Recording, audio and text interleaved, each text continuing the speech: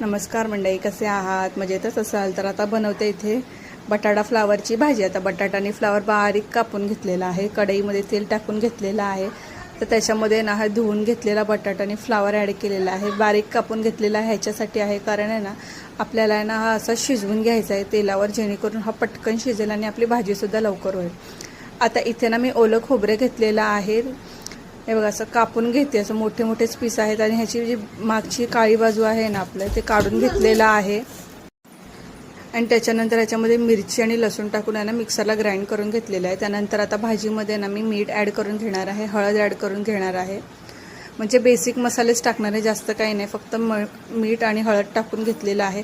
आणि ना ह्याला छान असं वाफेवर शिजवून घेऊ शकता तुम्ही, किंवा असंही झाकण न ठेवता शिजवून घेतलात ना तरीही चालेल. पण भाजी सगळी चांगली शिजवून घ्या, म्हणजेच त्याच्यामधल्या फ्लावर आणि बटाटा आहे ना चांगला शिजवून घ्या. त्याच्यानंतर ह्याच्यामध्ये आपण जे वाटण ॲड केलेलं आहे ना, वाटून घेतलेलं ते ॲड करा.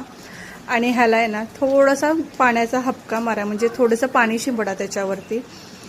हे बघा मस्त असं मिक्स करून घ्या, 5 मिनटं छान असं वाफेवर ठेवा. आपली मस्त अशी फ्लावर बटाट्याची भाजी आहे ना रेडी झालेली आहे. नक्की करून बघा. हे बघा मस्त गार्निशिंगसाठी कोथिंबीर टाकून घेतलेली आहे. व्हिडिओ आवडला असेल तर नक्की लाईक, शेअर आणि सबस्क्राईब करायला मात्र विसरू नका.